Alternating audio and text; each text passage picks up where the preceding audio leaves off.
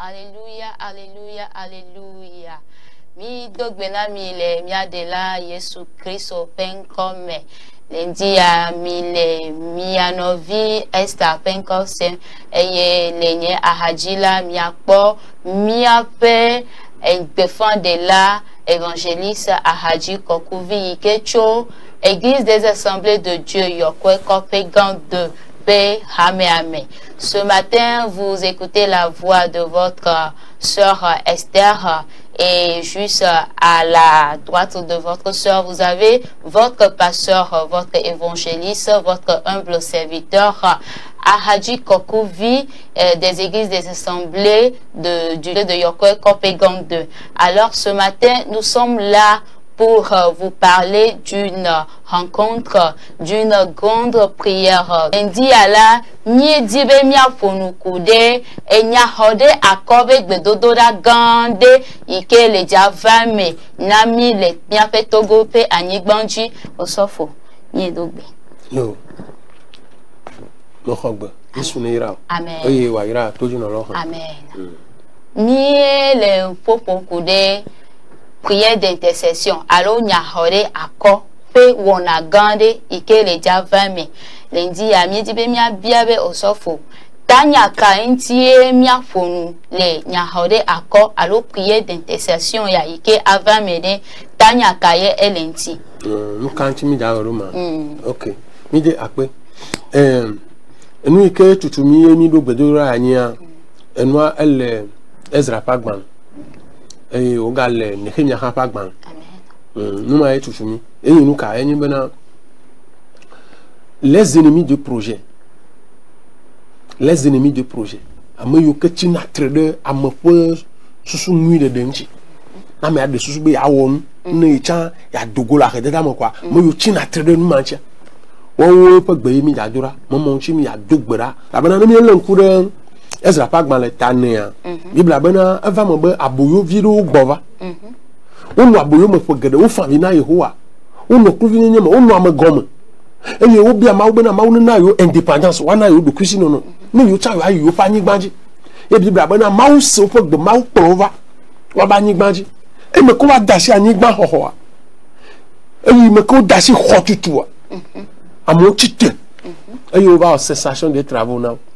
Et cessation des travaux ya ni do jesi bena aga paton la o jo egbe cessation des travaux am gade o ne lenku don chia o le projet be yo appela nigba o te le plus nous aga ne bo gavire quoi problème de lava ne bo gavire quoi problème de lava ba toga agba toza aso onubu o so atamodowa o be plan nigba voa o be plan nyapa nigba eye ozu tamobubu pe veve sese non azakple kelela tamoko bume onona azakple kelela aviko fame onona ube gakeke fion gation ozon justice bazon le kaka ozon gendarmerie commissariat préfecture fion bob maire bo o di chaka o kaka avocat bo de huissier o kaka bobo vodo de di tonji bobo mo fanya amodoa o mo cessation de travaux non le nchila mo wa wo na wo le gbogbo eye le nu mekuku me a cessation de travaux te toto atota mo fodo nya atonya da nyigbanchia amodo to gbogbo mo to asen tellement que bena america me va wo gbo le nchila mo leke va wo plolo voir do to tote on to mo nyan kene le wo we chantier a di o to fondation po do aro kwa do tote o la cha cha o le kakacho o dashi enu ele ga ele kan ti be aso le ka ga ti viridi do acha dok wo lo acha do acha poji dok wo lo wo hafi le chuhwa do agbon mais le ne ko nya be ego cessation de travaux spirituels amoro ni wa fo ngba ti na nyigbaju no ya nyigbaju gbopo doko je na o ya nyigbaju gbopo adofio be amakakore to tere anyigbaji le gbonu la nyigbanji le wo do la nyigbanji le gbogbon.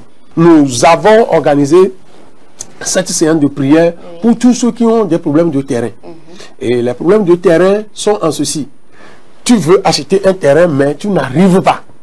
À chaque fois que tu économises, il y a des problèmes et tu dépenses encore le peu d'économie que tu viens de faire. Ou tu as pu économiser quelque chose, ou tu as fait un prêt mais tu l'as investi dans un terrain à problème.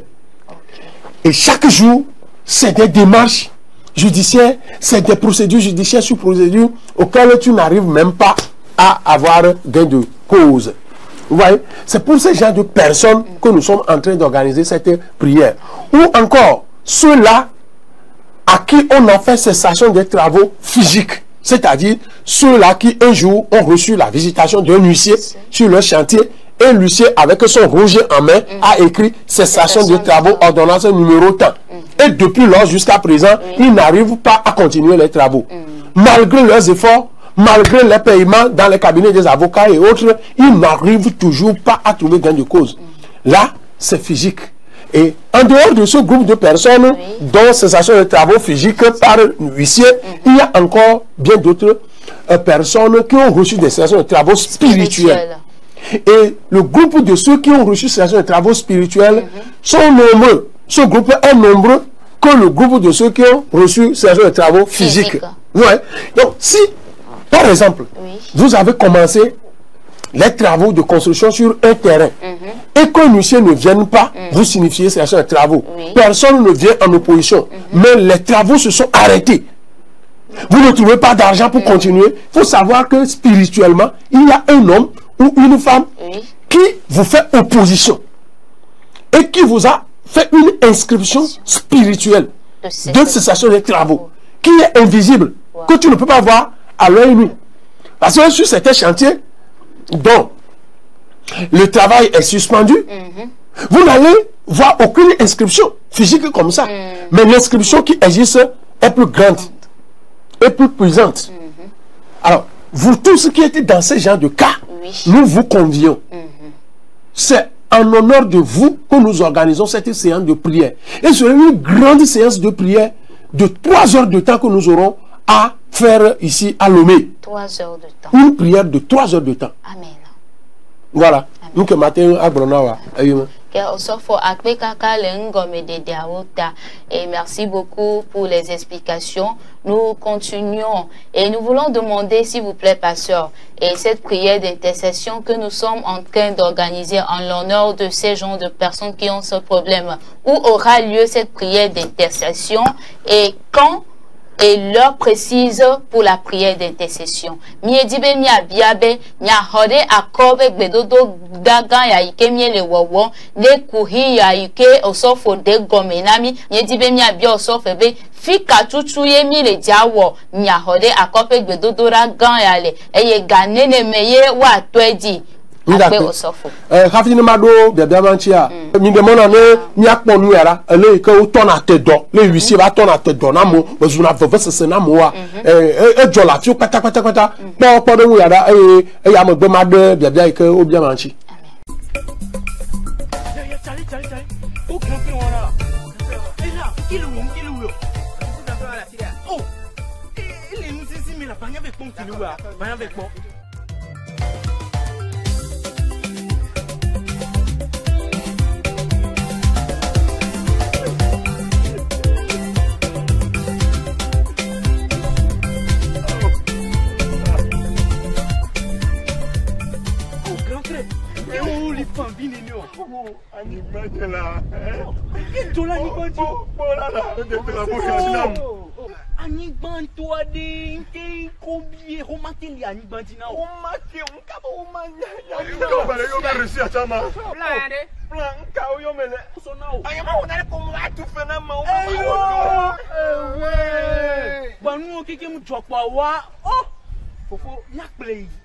Société d'assistance à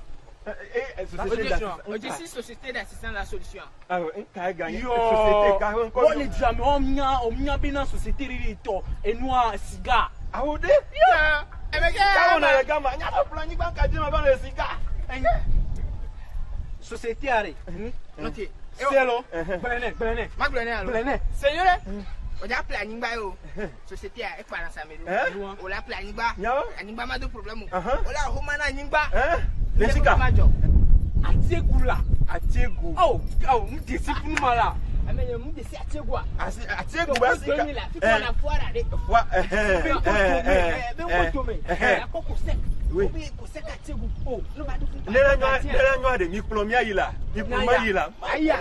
Oh, Masogbela. Ok.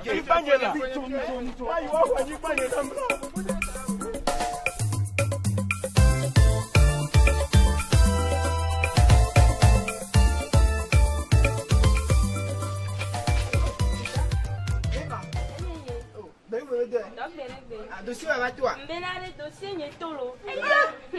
I am a société à même va ya kemne du ho wa mva se kwalen keke veare me kwa dossier nyo to keke ndak pe na yesu. Ponya kiligo na. Okua. Yao. Iwonka ne me nya santi amakeva. Yo, Siga, société d'assistance La Solution. Nyele Achegu, le Foire Togo 2000 pe megbe dome. Eye mi me le lycée technique d'Achegu agbo. Yatema pokana mi le 90 00 40 19. Allo 97 27 96 84.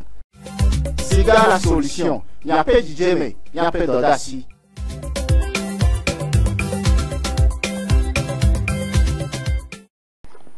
Nani, elle est quoi? McDonald. Un nouveau vinto, ni bena na doya kaka na poga na plani ba bono. Gawa no acha poji. Na do no acha poji. Avenanto.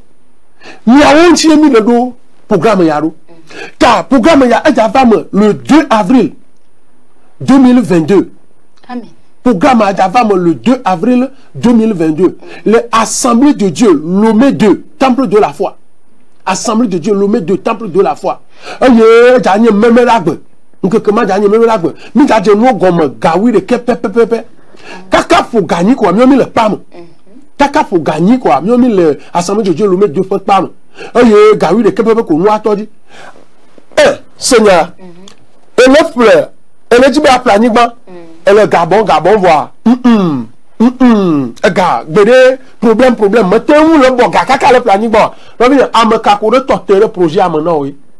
Et le voici ou le ganji. Va. Me dora pour moi. Amen. 2. Et planning bon pour anigba un yalentia.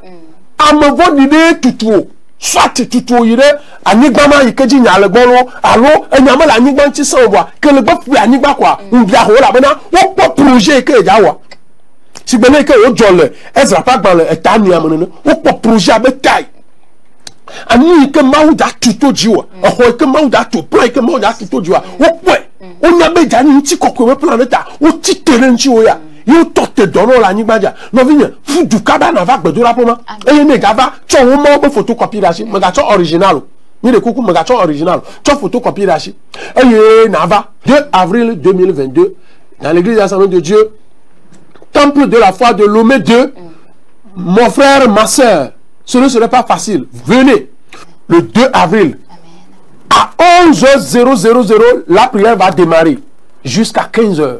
Nous allons implorer la grâce de l'Éternel. Va, ne m'y a doubera, Yesu abuchinao. Ne n'a pas ne m'y a yo yehoa. Ne nous le diaré. Nous le fournir. Merci beaucoup. Que le Seigneur vous bénisse. Amen. Et nous allons nous revoir le 2 avril. Amen. Tu es un corps habillé. Oui. Tu es un homme politicien ou une femme politicienne. Je ne sais dans quel corps te trouves-tu. Commerçant ou homme d'affaires ou je ne sais pas. Venez à cette prière. Amen. Nous allons implorer la grâce de l'Éternel et tes projets arriveront à leur terme. Amen. Au nom puissant de Jésus. Amen. Amen. Et Nyagato Monkoko a dit Adakpena Maoude Papa Djapouti Mitre. Président régional Golfe Est Papa Tchandao Madatina. Ameyoke les Imena Alekepe Dodoya. Yesu Neirao. Non, mais Nichoma, Maou Nola Gedo, Janomia Dome. Mi va. Mi a Dubera. Ezaga Asubo, Asunema, Vanemi Ayo Jipozo. Jipo emi ayo me ne nchi na ko ezan me miano elezan nu nya wa pa elezan relation ebe jesi amaya edi chakaka etenwu potare ne ma ten potare ba na yehowa Yesu ne ira. Amen. Vous venez d'écouter la voix de notre serviteur Ahadi Kokouvi qui nous a donné des explications concernant la grande prière d'intercession pour toutes ces personnes qui ont des projets, mais l'ennemi s'est soulevé contre ces projets. Que l'Éternel vous bénisse. Et nous vous invitons tous le 2 avril, samedi à 11h précise, venez, nous allons implorer le ciel et le ciel interviendra. Oui. Assemblée de Dieu, Dieu de Christ Yes. Amen.